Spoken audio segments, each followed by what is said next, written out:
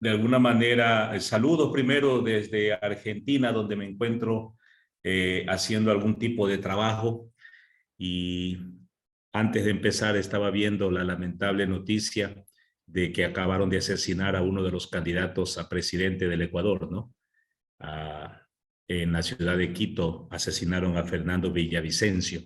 Y creo que esto de alguna manera afecta la sociedad ecuatoriana. Creo que es tiempo de reflexionar qué está pasando en nuestro querido país. Más allá de que uno tenga o no tenga o haya tenido cercanía ideológica con este señor, no es posible que en el país vivamos tantos ríos de sangre. Pidamos a Dios por la familia del señor y que sobre todo el Ecuador no se acabe de incendiar en estos momentos. Eso es lamentable, esto que está pasando en el país. Vamos a tener, bueno, pues nosotros que encontrarnos en este curso de formación que estamos teniendo. Hoy vamos a hablar un poco sobre la persona de Jesús.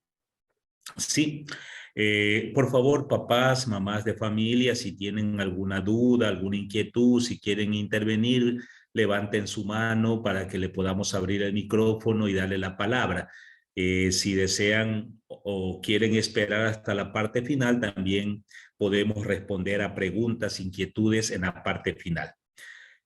Siempre es bueno que nosotros volvamos sobre la fuente de nuestra fe, que es Jesús de Nazaret.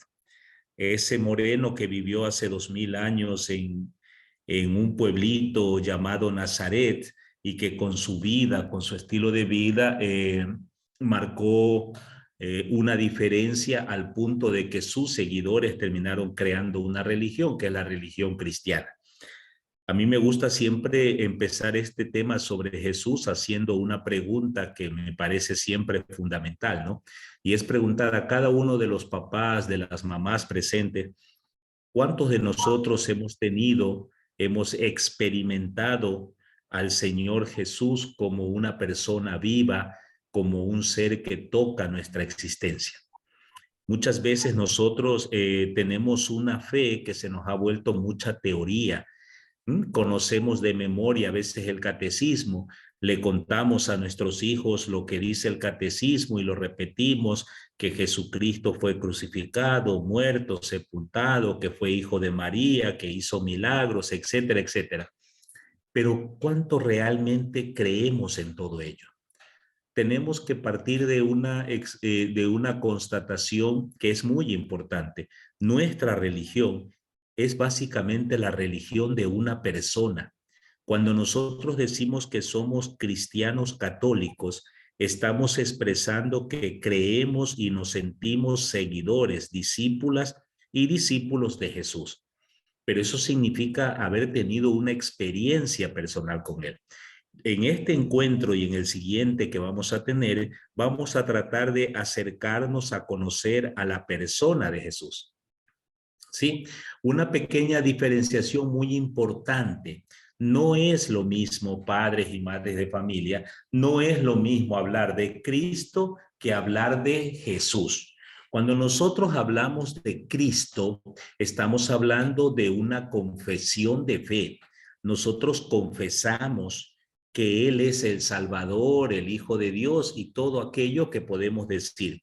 Cuando nosotros hablamos de Jesús, estamos hablando de un hombre judío que vivió hace 2000 años. No podemos hacer a la inversa. No se puede creer primero en Cristo si no conocemos a la persona, ¿sí?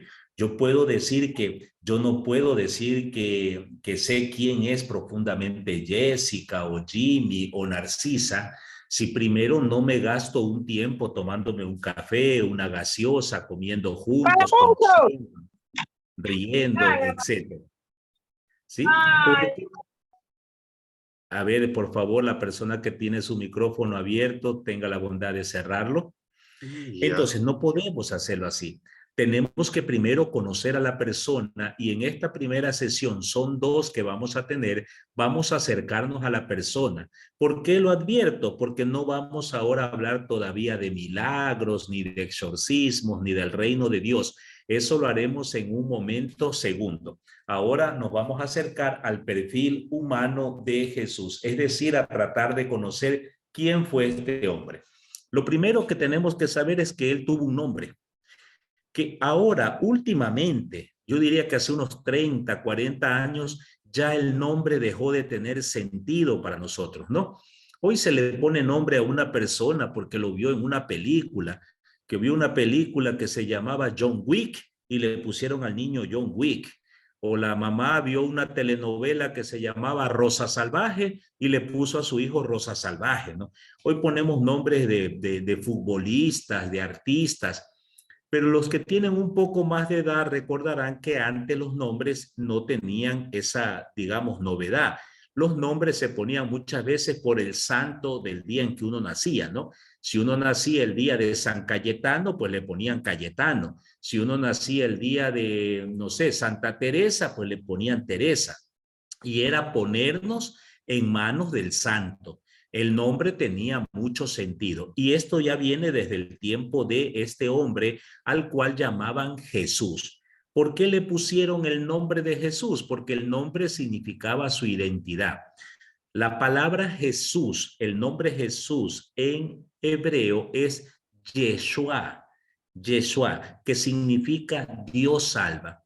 Es decir, desde que nació María y José, quisieron que su hijo sea testimonio de la salvación de Dios. ¿Sí?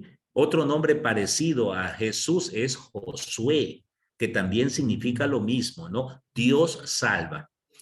Y creo que a veces es importante porque ustedes, mamás, papás, a sus hijos le han puesto un nombre. A veces es bueno conocer cuál es el significado de ese nombre para trabajar, para que los hijos honren su nombre, ¿no?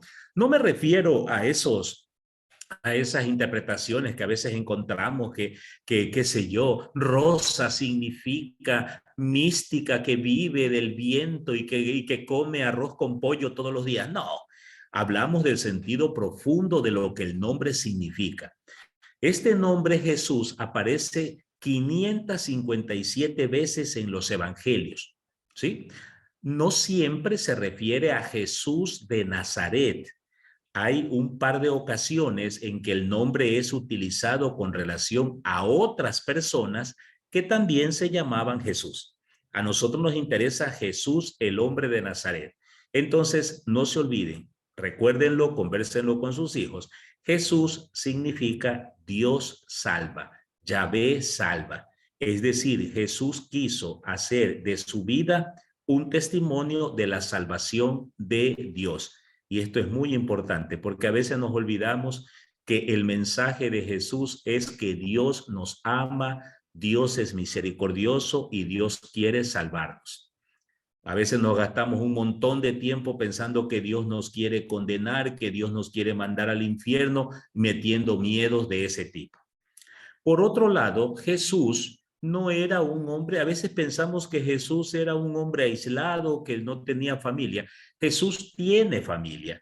Su mamá se llamaba o se llama María y su papá se llama José. Algunos de ustedes a lo mejor ha escuchado alguna vez que dicen, no, José no fue el papá de Jesús, el papá de Jesús fue Dios. Claro que sí. Igual que todos nosotros somos hijos de Dios y tenemos a Dios como nuestro Padre. Pero Dios quiso que su hijo, al hacerse hombre, goce de la protección de un papá y de una mamá. Por eso no tenemos ninguna dificultad decir que Jesús tuvo papá y mamá, José y María, que seguramente lo criaron con mucho cariño. Fíjense que Jesús, cuando ya crece y quiere referirse a Dios Padre, lo llama con el término Abba, que significa papito. ¿Y por qué es importante destacar? Porque cuando Jesús creció, la experiencia de padre que él tenía era una experiencia muy bonita. Seguramente José fue un papá cercano, amigo, que lo acompañaba, que seguramente jugaba con él.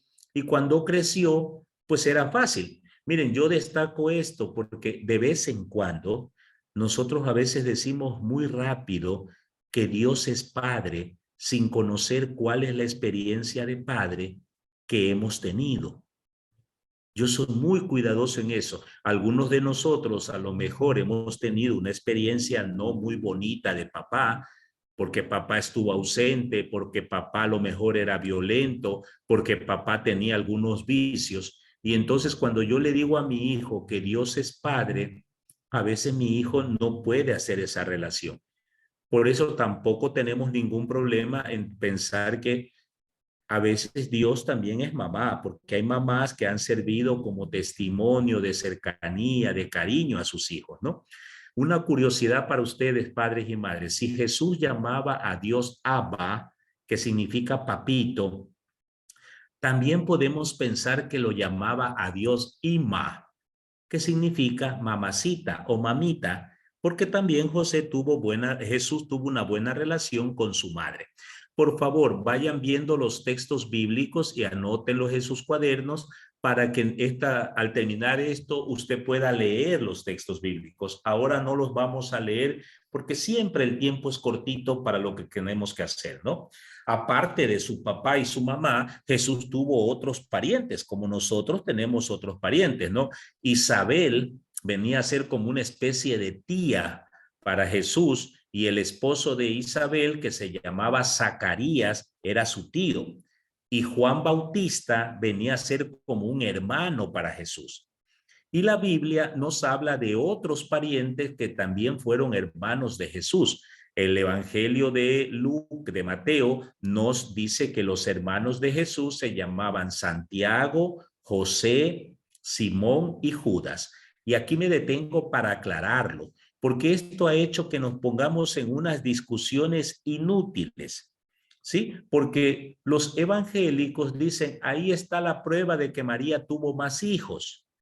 ¿No es cierto? Y nosotros los católicos confesamos en nuestra fe que María fue siempre virgen y que el único hijo que tuvo por obra del Espíritu Santo fue Jesús. ¿Sí? Entonces, ¿cuál es la respuesta que hemos dado los católicos para explicar los hermanos de Jesús? A lo largo de los siglos hemos dicho o hemos pensado, nos hemos hecho la imagen de que José era un hombre anciano, que era viudo, cuando el Espíritu Santo le pidió que se case con María para darle un hogar a ella que hasta ahora había vivido en el templo. Entonces la respuesta dirá que esos hermanos de Jesús eran hijos de José, de su matrimonio del cual su esposa había muerto. O sea, en pocas palabras, eran hermanos por parte de padre, pero que no eran hijos de María. Esa es la respuesta que hemos dado los católicos. Permítanme de una vez clarificar un poquito más esto, madres y padres de familia. ¿La respuesta es válida? Pues sí, puede ser válida, pero no necesariamente tenemos evidencia. Tampoco los evangélicos tienen evidencias para decir que Santiago, José, Simón y Judas eran hijos de María. ¿Sí? Lo único que podemos decir para que quede muy claro es que en el tiempo de la Biblia no existían todas esas nombres para la familia que tenemos hoy, ¿no? Nosotros hoy podemos hablar que la familia está conformada por padres, hijos, tíos, primos, cuñados, suegros, suegra, ¿no es cierto? Y nosotros vamos dándole nombre a toda esa parentela. Esto no ocurre en el mundo de la Biblia. En la cultura judía en la que Jesús nace, solo existe un rasgo de unión, que es ser hermanos. Hermanos. ¿Pudieron ser hijos de José y María? Sí, a lo mejor, no lo sabemos. ¿Pudieron no ser hijos? Sí, a lo mejor, tampoco lo sabemos, porque a la Biblia no le interesa tratar este tema. Lo que nos interesa ahora, padres y madres de familia, que nos quede claro, es que Jesús tuvo una familia, fue un hombre común y corriente que tenía pues a sus parientes, a sus amigos, conocía a la gente de su pueblo y llevaba una vida muy buena. ¿Cuándo nació Jesús? Si nos ponemos a revisar desde el calendario romano, Jesús nació en el año 747 de la fundación de la ciudad de Roma. Eso, para que nos entendamos, corresponde, según el calendario que nosotros tenemos, al año 6 antes de Cristo. Caramba, usted dice, ahora ya me confundieron. ¿Sí? Hubo un monje llamado Dionisio el Grande que en el siglo VI fue el que se dio a la tarea de ir ubicando los acontecimientos en un calendario. Y este Dionisio fue el que determinó, en este año nació Jesús y le puso como año 1 después de Cristo. Atención, porque este error lo he escuchado muchas veces. No existe año 0. Ojo, no existe año 0. Existe año 1 antes de Cristo y pasamos al año 1 después de Cristo. Y él determinó y así se quedó y así tenemos el calendario, ¿no es cierto? Un año 1 después de Cristo y el tiempo va avanzando y ya vamos por el año 2023 después de Cristo. ¿De acuerdo? Pero Dionisio se equivocó. Claro, en el siglo VI todavía no había suficientes herramientas para hacer estudios mucho más profundos y exactos. Y hoy sabemos que Jesús no nació en el año 1 después de Cristo, sino 4 o 6 años antes. ¿Cómo lo sabemos? Un par de datos muy rapiditos. Miren, el Evangelio de Lucas nos dice a nosotros que Jesús nació cuando gobernaba el rey Herodes. ¿Se acuerdan del rey Herodes? Ese que manda a matar a los niños, ese rey todo malo. Ya, con documentos que Dionisio no conoció, pero que nosotros sí hemos encontrado en investigaciones arqueológicas, nosotros hemos encontrado un documento que nos demuestra que Herodes el Grande murió hacia el año 4 antes de Cristo, es decir, unos 4 años antes de lo que Dionisio pensó. Entonces, solamente utilicemos un poquito la razón. Si Lucas nos dice que efectivamente Jesús nace cuando gobierna Herodes y Herodes murió en el año 4 antes de Cristo, lo mínimo que pudo pasar es que Jesús nació el mismo año que murió Herodes. ¿Me explico? El 4 antes de Cristo. ¿Y por qué nos vamos hasta el 6? Porque también el Evangelio nos dice que cuando Herodes manda a matar a los niños, manda a matarlos a todos porque no sabe quién es el Salvador que los sabios han ido a adorar. Solo saben que ese niño debe tener máximo 2 años. Por eso manda a matar a todos los niños de 2 años para abajo. Y eso nos llevará hasta el año 6. Esto es solamente una información que vale la pena conocerla porque ustedes la podrán escuchar en algún libro, en algún video, y a veces es bueno poder explicarlo. Yo a veces digo, no importa el año, no importa a veces la fecha, lo importante, lo más importante es saber que Jesús nació. ¿Sí? ¿Dónde nació? El Evangelio de Lucas, capítulo 2, versículo 16, nos dice que Jesús nació en la ciudad de Belén. Belén. ¿Saben ustedes cuál es el gentilicio de Belén?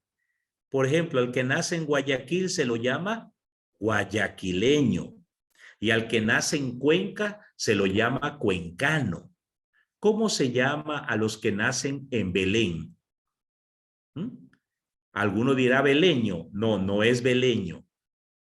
El gentilicio de Belén es betlemita. Betlemita. Y curiosamente, a lo largo del Nuevo Testamento, a Jesús nunca lo llamaron el betlemita.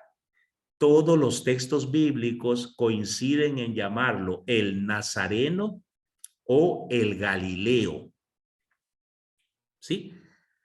Israel, atención, miren a la pantalla para que vean mis manos. Israel es como un chorizo de país, así largo, y está dividido en 3 provincias. En la parte del norte estaba la provincia de Galilea, en el centro Samaria y en el sur Judá. En el sur, en Judá, queda Belén, además de que está Jerusalén, la capital. Jesús no nació en el sur, Jesús nació en el norte, en la provincia de Galilea. Por eso lo llamaban el Galileo. Concretamente, parece que toda su vida la vivió en Nazaret. Por eso lo llaman el Nazareno, ¿no? ¿Pudo haber nacido Jesús en Nazaret? A lo mejor que sí, ¿no? O a lo mejor sí nació en Belén, pero muy chiquito, se fueron a vivir a Nazaret. Yo eso siempre destaco. En Guayaquil hay muchas personas que hoy se declaran guayaquileñas porque toda su vida han vivido allí y llegaron muy chiquitos, pero realmente algunos nacieron en Ambato o en Riobamba o en Portoviejo o nacieron en Quevedo y desde chiquitos se trasladaron a vivir a Guayaquil y pues se sienten guayaquileños, ¿cierto? Finalmente uno es de donde nace. Así que podemos resumir para tener claro, se llamaba Jesús, que significa que Dios salva. Su papá y su mamá fueron José y María y Jesús tuvo más parientes, ahí tenemos los nombres, y probablemente nació en Belén, pero se crió toda su vida en un pueblo llamado Nazaret. ¿Qué idioma hablaba Jesús? Hablaba una lengua que se llama arameo. Arameo. ¿Qué es el arameo? Es un hebreo mal hablado. La lengua propia de los israelitas, la lengua tradicional de los israelitas era el hebreo. Pero en el tiempo que ellos estuvieron desterrados, viviendo con otros pueblos, empezaron a mezclar su idioma con otros idiomas y surgió una nueva lengua, ¿no? Algo muy parecido nos ocurre aquí en el Ecuador. Nosotros hablamos castellano, pero como algunos han viajado a España, han viajado a Estados Unidos, a veces nosotros en la calle hablamos una mezcla entre castellano e inglés, ¿no es cierto? Utilizamos, tenemos hasta palabras de inglés que ya se volvieron castellano. ¿Cuántos de ustedes cuando mandan a sus hijos al colegio lo mandan con la lonchera? ¿No es cierto? La lonchera, que es una cajita en la que le guardamos la comidita para el recreo. La palabra lonchera viene del inglés lunch, que significa almuerzo, ¿sí? Y utilizamos, yo me acuerdo en Guayaquil, cuando vivía allá en mi casa con mi madre, cuando alguien andaba hecho el creído, uno le decía, estás hecho el crazy. ¿Se acuerdan esas palabras? El crazy. Bueno, crazy es inglés y significa loco. Y así por el estilo tenemos muchas palabras que hemos mezclado. Jesús hablaba un lenguaje que era muy limitado, de pocas palabras, llamado arameo. Más aún, el arameo que Jesús hablaba parece que tenía un acento un poquito raro. Yo siempre digo a manera de ejemplo, como cuando usted habla con un cuencano. Cuando usted escucha a un cuencano, los cuencanos cantan al hablar, ¿cierto? También los lojanos tienen un acento muy especial. ¿Y saben por qué se los digo? Hay un texto que a mí siempre me llamó la atención. En el Evangelio de Juan se está narrando las negaciones que hace Pedro. Y si usted revisa la última negación, Pedro está sentado en torno al fuego, a la fogata, y se acerca una empleada y miren lo que le dice. Tú eres del grupo del Nazareno. Lo reconozco por tu forma de hablar, porque Pedro, Juan, Santiago, Andrés, Jesús, todos hablaban arameo y cuando ellos abrían la boca, pues tenían primero una forma muy particular de hablar y segundo un lenguaje muy pobre. Jorge, Alex se preguntarán, ¿y por qué es eso importante? Porque traten de imaginarse a un hombre llamado Jesús tratando de hablar del amor de Dios en un lenguaje muy pobre y que la gente seguramente se burlaba de él.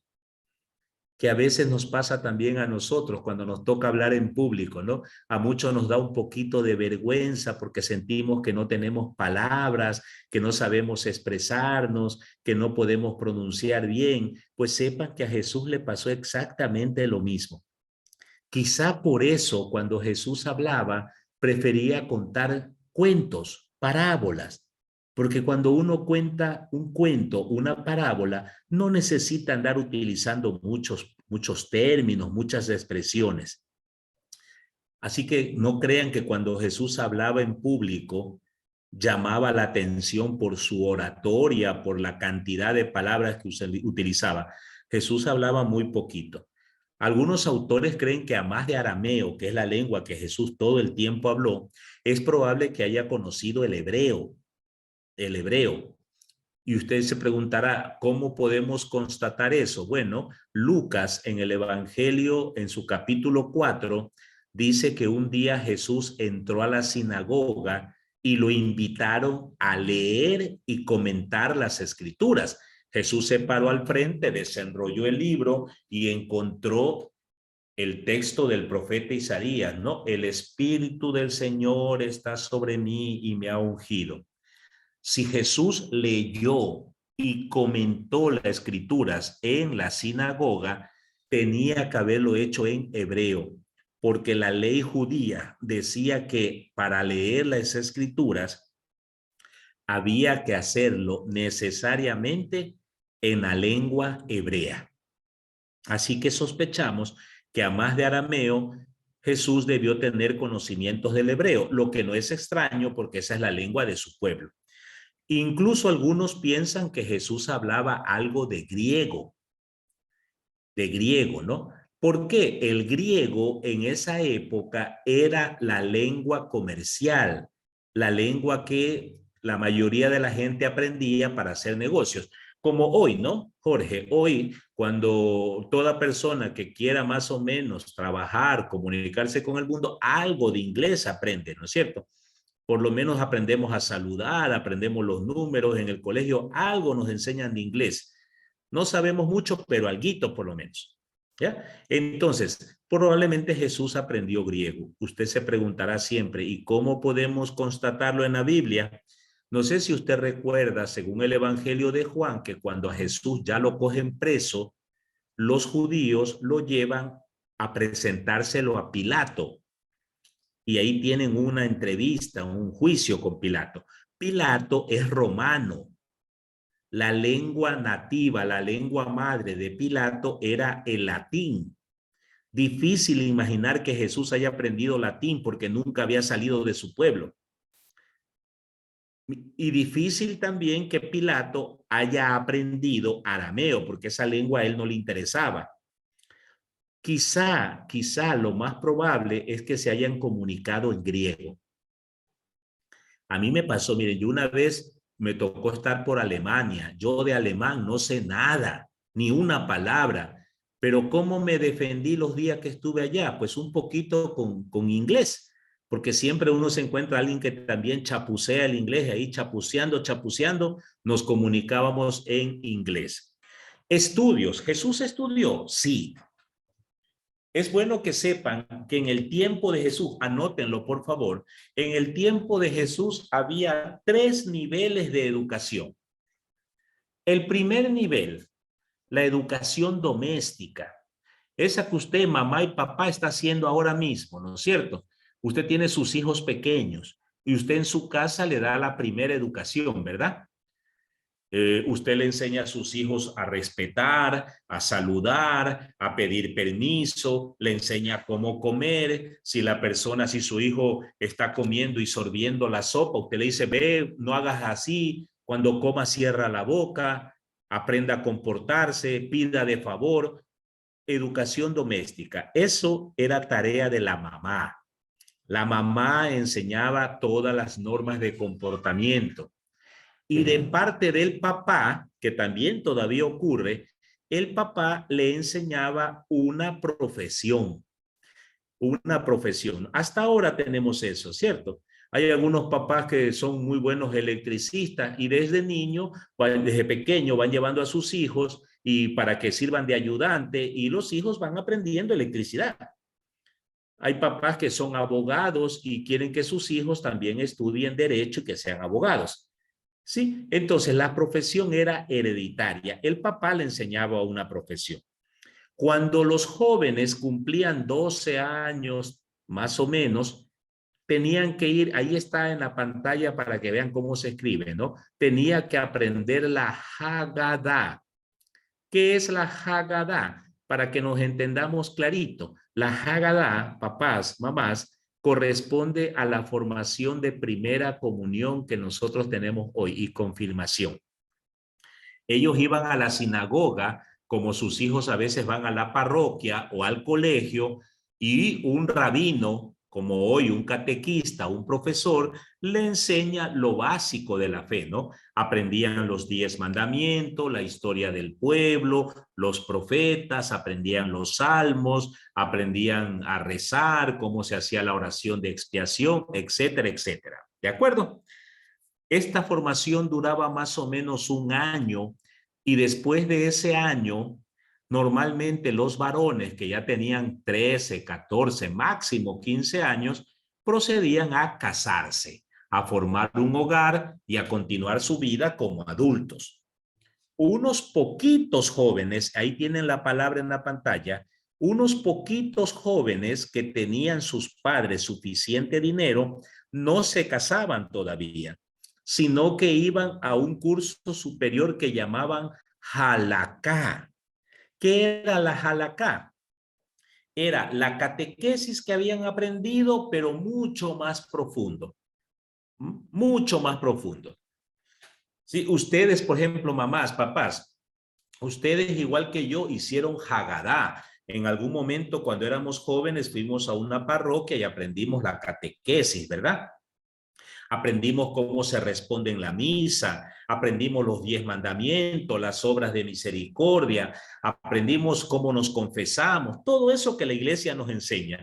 Pero en un momento determinado, ustedes ya luego se fueron a trabajar, se casaron, hasta ahí llegó mucha formación. En cambio, yo pues me dediqué a hacer un poquito de halakha, me puse a estudiar en la universidad para profundizar esos conocimientos y ahora se los comparto. Eso eran los 3 periodos de formación, se los repito. La doméstica, mamá enseñaba los comportamientos y la convivencia social, el papá enseñaba una profesión. Luego la catequesis de la Hagadá y luego la profundización que era la halakha. Jesús solamente estudió las 2 primeras. Seguramente María le enseñó todo cómo comportarse en la sociedad. José le enseñó la tarea de la carpintería. Luego Jesús, con todos sus compañeros, amigos del pueblo, fue a la sinagoga para aprender la Hagadá y hasta ahí. Jesús nunca hizo halakha, porque eso era muy caro y la familia de Jesús no tenía para pagar un rabino. En la Biblia sí tenemos un caso concreto de alguien que hizo toda la formación completa y nos referimos al apóstol Pablo.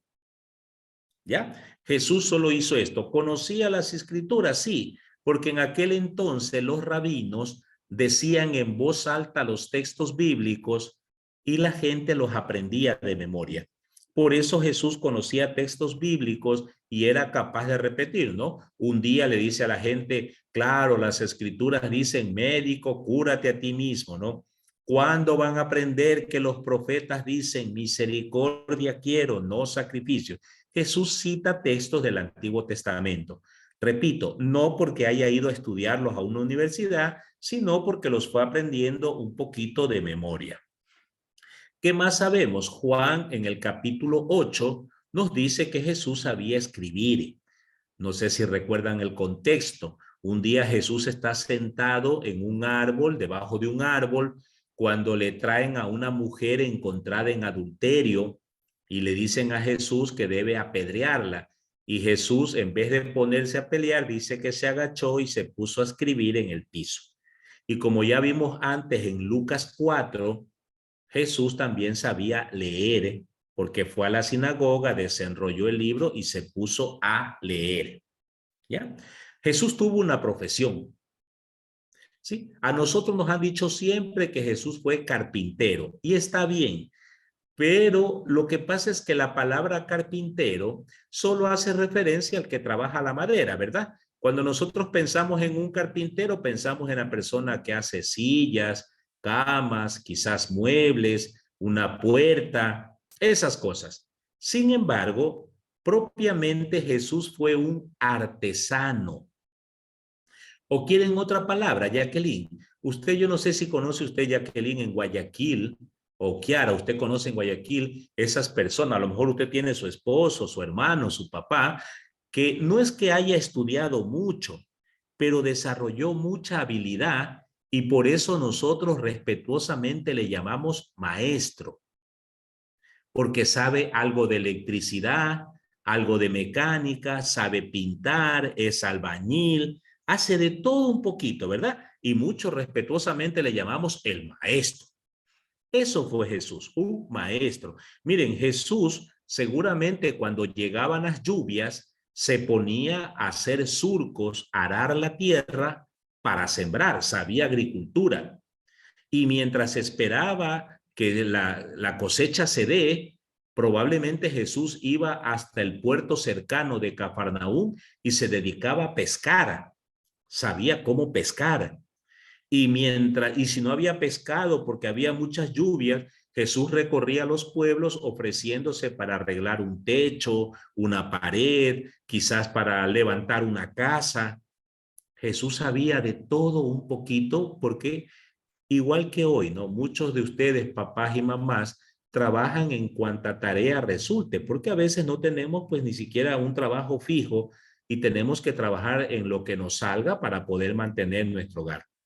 Esto es importante porque cuando Jesús finalmente empieza a hablar en público, Jesús empieza a recurrir a todos los ejemplos, ¿no?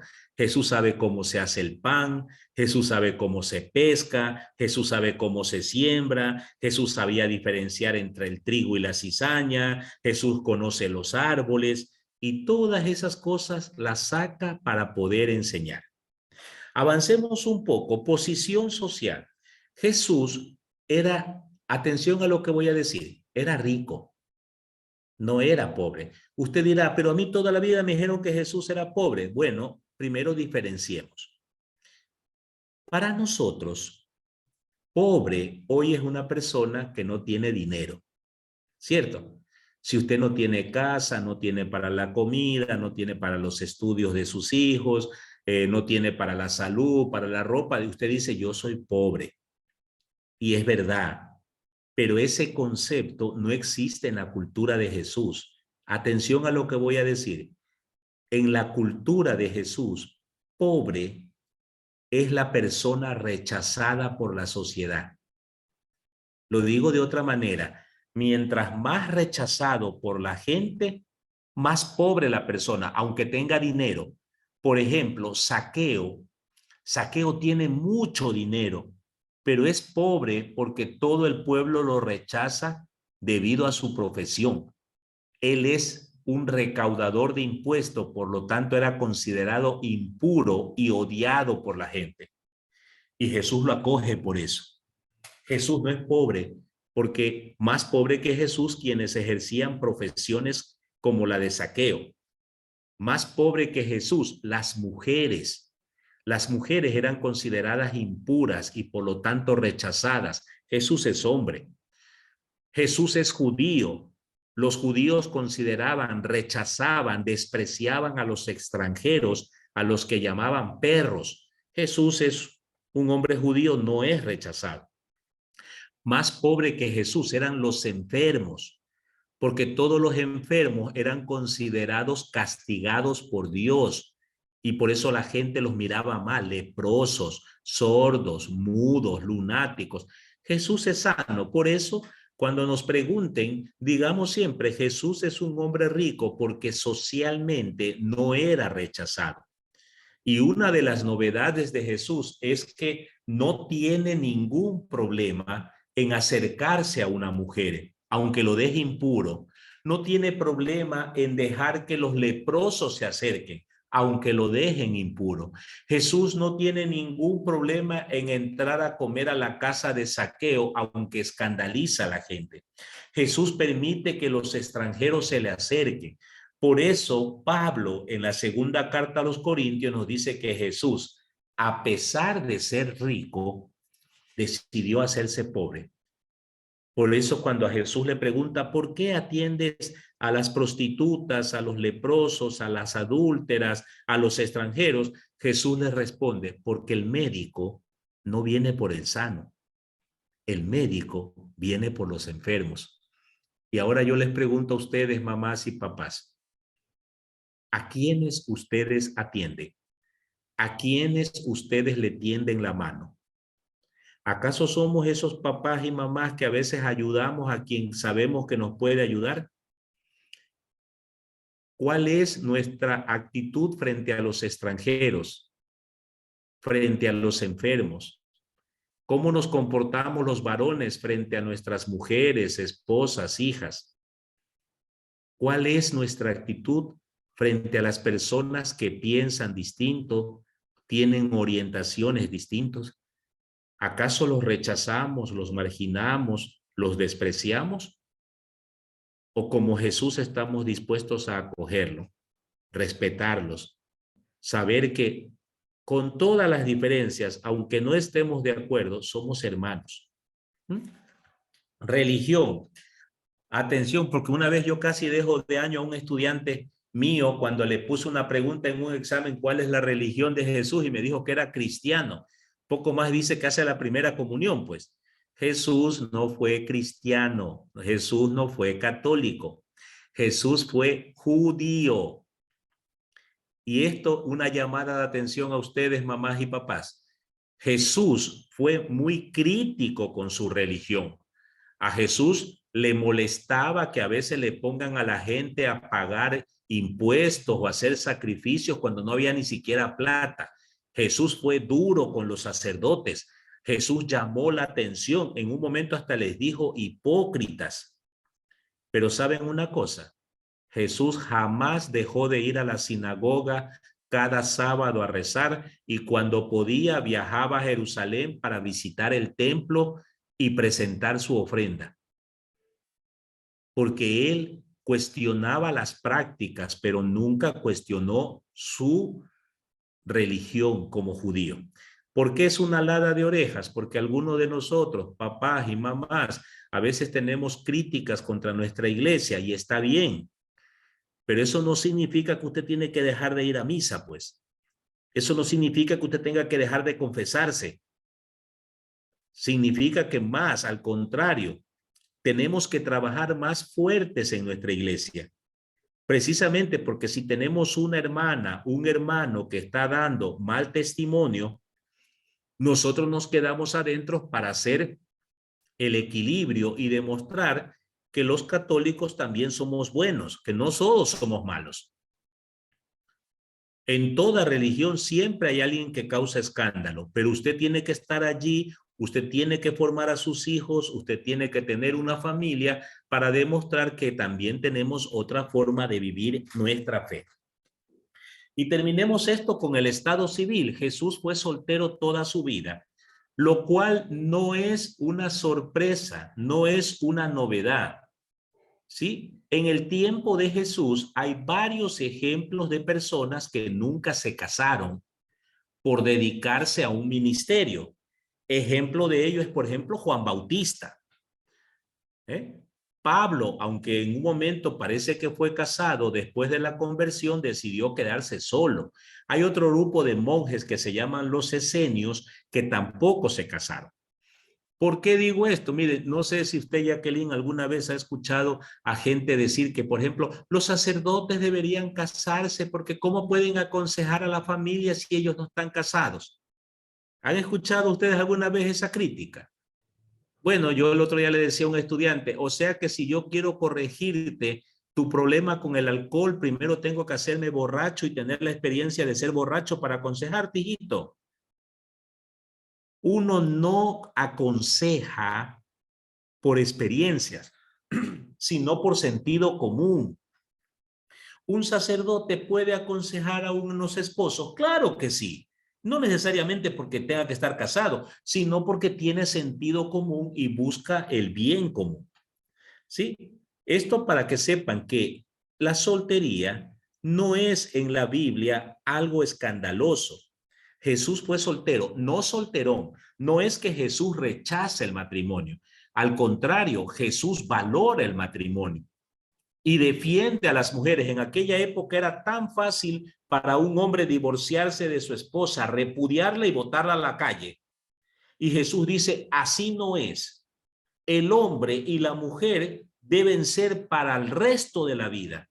Que no separe un hombre lo que Dios quiere, que vivan unidos. Así, por eso le dice a los varones, a ustedes antes se les dijo que podían divorciarse de su mujer y volverse a casar. Yo les digo ahora, Mateo 5, yo les digo, si ustedes repudian a su mujer, basta con que miren a otra mujer y son adúlteros, porque usted tiene que estar con su esposa, porque para Jesús el matrimonio es bonito. Jesús quiere a los niños. Así que no es que no se casó y no tuvo familia porque aborrecía, no. Lo hace porque tenía un convencimiento, tenía una tarea que él sentía que en su corazón era muy importante, que era anunciar la misericordia de Dios. Y quiere sentirse libre de ir donde haga falta, manifestar esa misericordia de Dios. Algunos sentimientos que tuvo Jesús, dije hace un rato ya, Marcos 10, un cariño especial por los niños. Y ustedes que son mamás, son papás, sí se habrán dado cuenta que la paciencia dura pena nos aguanta para nuestros hijos, porque preguntan, molestan. Pares, yo cuando mis hijos eran chiquitos, yo los desnudaba y buscaba por todo el cuerpo tratando de buscar el botón para apagarlos. Porque yo ya estaba cansado y ellos seguían queriendo jugar y molestando y no se dormían, y yo me hacía el dormido a ver si se dormían y me abrían los ojos, despiértate, sigamos jugando. Los niños son molestosos.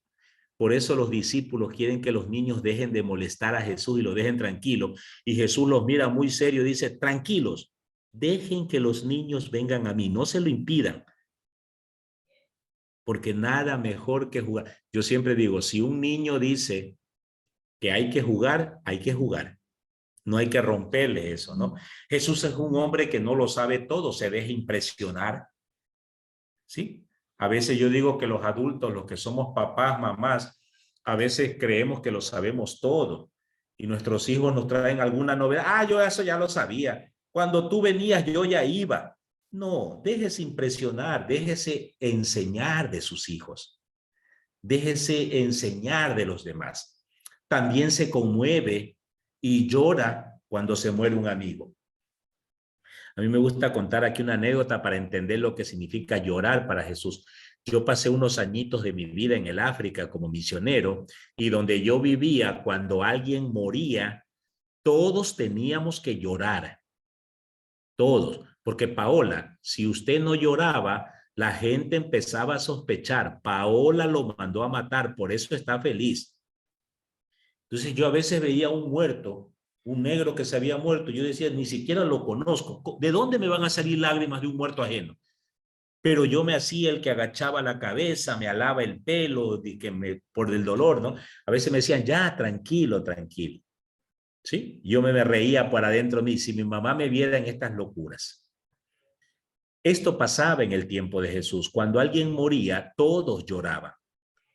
Pero nos dice el Evangelio de Juan que todos estaban llorando la muerte de Lázaro, pero que cuando Jesús llegó, todos se callaron, dejaron de llorar, sorprendidos, porque Jesús solito gritaba más que todos. Jesús llora por su ciudad, Jesús llora a la hora en que se va a enfrentar a la muerte en Getsemaní, Jesús llora por sus amigos, y qué bueno que es aprender a llorar, sobre todo a nosotros los varones, que hemos crecido diciendo que los hombres no lloran. Y ojalá que aprendamos a llorar. Yo de lo que más le agradezco a la madre de mis hijos es haberme enseñado el valor de llorar, de desahogarme, de poder expresar que algo me duele. Algo que aprendemos, ¿no? Jesús se resiente. En el Evangelio de Lucas dice que Jesús curó a 10 leprosos y los mandó a que se laven, y después de media hora uno regresó a decirle, muchas gracias, Señor. Y Jesús se resiente. ¿Y los otros 9 por qué no han venido? ¿Acaso no los curé? Qué importante que significa esto de entender que también nosotros como seres humanos tenemos esas experiencias. También nosotros lloramos, Jesús llora, nosotros a veces nos hemos resentido, yo sí, creo que usted también, ¿no?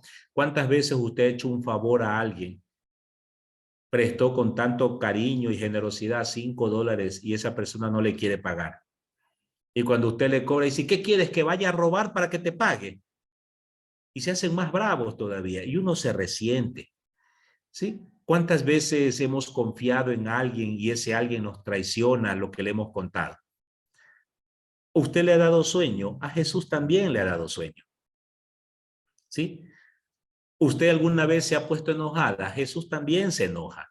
Y cuando Jesús se enoja también es cosa seria, ¿sí? Y se enoja y cuando se enoja levanta la voz y le dice sepulcros blanqueados, raza de víboras, hipócritas. Pero también Jesús valora la amistad. Como muchos de ustedes, madres de familia, padres de familia, valoramos la amistad. Como dice la canción, qué lindo es tener una amistad, amigos. Y Jesús se alegra con sus amigos y convive con sus amigos. Otros sentimientos que tiene Jesús, hambre. Creo que usted también alguna vez ha sentido hambre en su vida, sed, cansancio. Hay un texto que a mí me encanta de Jesús. Un día Jesús se sube a la barca con sus discípulos para pasar al otro lado del lago y en el camino pues Jesús se acuesta en una esquina y se queda dormido y estalla una tormenta que parece que la barca se va a hundir y los discípulos gritan desesperados y Jesús sigue durmiendo hasta que Pedro, asustado del susto, se le acerca a la oreja y le pega un grito, ¿no? Jesús, por favor, que nos hundimos. Y Jesús se levanta todo asustado y dice, hagan silencio. Y siguió durmiendo. Pero dice que cuando dijo hagan silencio, hasta la naturaleza se cayó. Así que si alguna vez usted, mamá, le toca, le cuesta levantarse, porque es que todos los días, y si alguna vez ve que su hijo ya tiene que irse a la escuela, ¿no? Yo recuerdo que cuando yo era muy chiquito me costaba levantarme al colegio. Mi mamá medio dormido me vestía. Medio dormido me daba el desayuno y medio dormido llegaba a la escuela yo. Si alguna vez hace eso, no se enoje. También Jesús se dormía. Jesús también siente tentaciones. Usted ha sentido tentaciones. El problema no es sentir tentaciones, Elsie. El problema es caer en la tentación. ¿Sí? Y ahí es donde debe estar nuestra madurez, la oración, para decir, Señor, ahora mismo estoy tentada, puedo caer, puedo cometer un error. Ven, Espíritu Santo, ilumíname para que no cometa el error. Aprender a discernir, ¿no? Ese es un poco Jesús. Vamos a terminar esta primera parte viendo como algunas etapas de la vida de Jesús muy rápidamente para ubicarnos, ¿no? La vida de Jesús la podemos dividir en 6 etapas.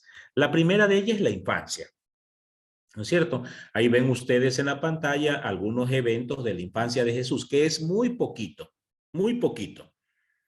Sobre la infancia de Jesús, apenas nos hablan los evangelios de Mateo y Lucas. Atención, solo Mateo y Lucas en 2 capítulos cada uno, es decir, Mateo capítulo 1 y 2 y Lucas capítulo 1 y 2 nos hablan de la infancia de Jesús. Nos cuenta que nació por obra del Espíritu Santo, que José llevó a María hasta la ciudad de Belén. Allí le llegó el tiempo de nacer en tiempos del emperador César Augusto, que nació en un pesebre. Y un pesebre, por si acaso, es un lugar donde se guarda animales toda la noche para el día siguiente continuar un viaje. Es decir, es un lugar que huele feo. Allí nace Jesús, que a los 8 días fue circuncidado. Es decir, eso era como una especie del bautizo en aquel entonces, ¿no? Así como nosotros bautizamos a nuestros hijos recién nacidos, en el tiempo de Jesús no había bautizos con agua, pero lo equivalente era presentarlo para hacerle la circuncisión y ponerle un nombre, ¿no? A Jesús desde pequeño lo quisieron matar, pero José se lo lleva al niño a Egipto y después de un tiempo en Egipto regresaron y se fueron a vivir a Nazaret. ¿Qué pasó? Eso se conoce como la vida oculta de Jesús. Muchos han querido estudiar. Yo he escuchado cosas bien raras, que Jesús se fue a la India, que Jesús se fue al espacio, que Jesús se puso a viajar por el mundo. Todo eso son mentiras. Lo que nosotros llamamos la vida oculta de Jesús, es decir, entre era niño hasta que se vuelve adulto, ¿qué hizo Jesús? Probablemente lo que dijimos hace un rato. Jesús se dedicó a trabajar, a sembrar la tierra, a arreglar casas, a pescar, a ayudar a su mamá, a su papá. Una vida normal, tan normal que cuando Jesús empieza a hablar ya en público, dice el Evangelio de Lucas que la gente de su pueblo estaba sorprendida y se preguntaban unos a otros, ¿no es acaso este Jesús de Nazaret? ¿Acaso no conocemos a su mamá y a su papá? ¿Acaso no es el carpintero que hemos visto toda la vida? ¿Cómo así que ahora ya nos viene a decir que es el Mesías? Quiere decir que su pueblo conocía a Jesús y Jesús habrá llevado una vida normalita en ese tiempo, ¿no? Pero dice que más o menos a los 30 años Jesús se fue al Jordán, escuchó la predicación de Juan Bautista y sintió ganas de querer servir a Dios y por eso se hizo bautizar. Pero después del bautizo Jesús se preguntaba, ¿qué debo hacer? ¿Cómo voy a trabajar? Porque Jesús no lo tenía claro. Por eso todos los 4 evangelios dicen que después del bautizo de Juan Bautista, Jesús se fue al desierto y vivió tentaciones. En el fondo era, ¿qué voy a hacer? ¿Debo dedicarme a dar de comer a la gente? La tentación del pan. ¿Debo dedicarme a ser un político y ser presidente para cambiar desde el poder? ¿O debo hacerme un guerrillero, formar un ejército y a punta de armas cambiar el mundo? Son tentaciones. Jesús dice, no, no se trata solamente de dar pan como caridad, no se trata de mentir desde el poder, no se trata de la violencia. Y Jesús regresa del desierto con una propuesta para decir, Jacqueline, Gina, Damaris, el reino de Dios está entre ustedes. Miren dentro de su corazón y conviértanse. Crean en ese reino. Cambien su estilo de vida. Jacqueline, no se trata de cambiar a los demás. Se trata de que usted cambie. Y cuando usted cambia, su esposo cambia. Cuando usted cambia, sus hijos cambian. A veces cometemos la tentación de querer cambiar a nuestros hijos. ¿Cómo puedo yo enseñarle a mi hijo a que respete a su hermana y a las mujeres si yo no me convierto y sigo tratando a mi esposa como si fuese una sirvienta que debe de atenderme? ¿Cómo quiero yo que mi hijo se dedique al estudio, a aprender, si yo ni siquiera quiero leer alguna vez? ¿Cómo quiero que mis hijos vivan su fe como católicos si yo no voy a la Eucaristía? Cambie. Esa es la invitación de Jesús. Y esa invitación no es individual, sino comunitaria. La tercera etapa fue la crisis de Jesús, lo que se llama la encrucijada. Todos hemos tenido crisis, ¿no es cierto? Usted antes de casarse tenía una crisis. ¿Será que sí? ¿Será mi esposo? ¿Lo hago? ¿Me caso? ¿Me hago monja? ¿Me dedico a estudiar? ¿Me quedo en Ecuador? ¿Viajo por aquí? Todos hemos tenido dudas, a veces dudas para escoger una profesión, dudas para escoger un trabajo. Jesús también en un momento siente dudas porque se da cuenta que mucha gente lo está siguiendo, pero no se ha convertido. La gente lo sigue porque es pedigüeña. La gente lo sigue porque quiere que Jesús le haga milagros. La gente está interesada es en el prodigio, en que Jesús multiplique el pan, multiplique pescados, cure los enfermos, pero no están dispuestos a cambiar de vida. Por eso Jesús entra en una crisis y se pone a preguntar, ¿debo seguir haciendo milagros aunque la gente no crea? Y Jesús se da cuenta que no, pero tampoco va a dejar de trabajar. Jesús toma una decisión después, ¿no? Dedicarse a formar al grupo, dedicarse a formar a sus discípulos, confirmarlos en la fe, explicarle más a fondo lo que es el reino, prepararlos, porque todo el que quiera servir a Dios, eso hasta hoy, Jacqueline, hasta hoy, Paola, cualquiera que quiera servir a Dios, que quiera ser coherente con su fe, va a sufrir las consecuencias. Van a hablar mal de nosotros, nos van a criticar, nos van a decir curuchupa, en la misma familia nos van a decir 1000 cosas. A veces cuando uno sirve en la iglesia, no falta que le pregunte, ¿qué? ¿Si te pagan allá por ir a la iglesia? ¿Sí? Porque les cuesta creer en este servicio. Y Jesús le dice a sus discípulos que ellos, si siguen el camino del reino de Dios, van a ser perseguidos, él mismo va a ser asesinado, pero les va enseñando, ustedes no tengan miedo, yo estaré con ustedes. Y cuando se sientan cansados, cuando se sientan agobiados, yo los voy a ayudar. No dejen de orar. Padres, madres de familia, hagamos una cruzada. Oremos, oremos por nuestros hijos. Humanamente es muy difícil en esta sociedad tan violenta que tenemos hoy en el país que nuestros hijos salgan libres de esto. Necesitamos orar para pedir a Dios paciencia, serenidad y aprender a entender los problemas. Esta encrucijada de Jesús lo lleva a radicalizar su trabajo y por eso decide que debe ir a Jerusalén. ¿Sí? Porque Jesús se pone a preguntar, yo estoy curando enfermos, tratando de formar, pero ¿quién es el causante del hambre, de la enfermedad, de la marginación? ¿Quién provoca eso? Y Jesús decide que eso se está ocurriendo con las autoridades religiosas. Por eso va a Jerusalén para desenmascarar, para acusar a las autoridades de no cumplir la ley.